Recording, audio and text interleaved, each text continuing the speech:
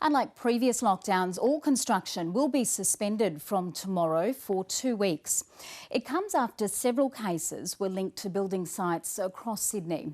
Some industry leaders say if the lockdown goes any longer, then JobKeeper should be reinstated so workers can be kept on. But for some employees, it's already too late. It's a city that thrives on development. But for the next 2 weeks, the construction industry is on hiatus as the government moves to strengthen its defence against the virus. If this 2 weeks doesn't work and the numbers still stay high, is it going to be 4 weeks, 6 weeks? Because extended period is going to really affect the businesses. A 2-week halt is doable for Mateusz, jedruszek, who employs 200 people. Half are casual, so any longer and difficult decisions will follow. We will have to lay off staff if the lockdown gonna go longer. Carpenters like Sam Pedler are now relying on their annual leave to survive. If it goes longer than 2 weeks, I'm going to struggle to pay my rent, buy food, electricity. If I have to take leave, I'll have to do that, but it's not fair. Ricardo, Ramirez, Gonzalez swapped from hospitality to construction only a month ago. Tomorrow he'd planned to go to work, but not anymore.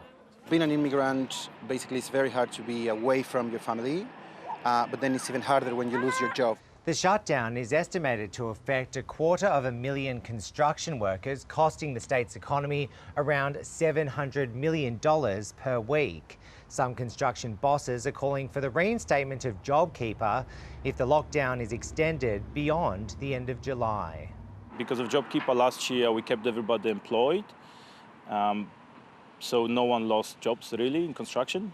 Government projects like the Sydney Metro are not immune. Today's shift, the last for these workers upgrading this train station in the inner west. A prolonged lockdown, experts say, could be devastating. Its impact is going to be fairly minimal. But if the total construction industry was effectively shut down for 6 to 8 weeks, there would be a significant loss. An industry hoping for only a minor rebuild.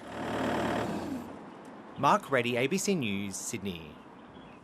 And crime reporter Mark Reddie joins us now from the Sydney Police Centre. Mark, how are police planning on enforcing the new rules implemented over the weekend? Well, Kirsten, residents in those 3 local government areas in the southwest can expect to see more patrols over the next few days. More than 20 people have been charged, including 2 protesters rebelling against the new rules at a park in Bankstown.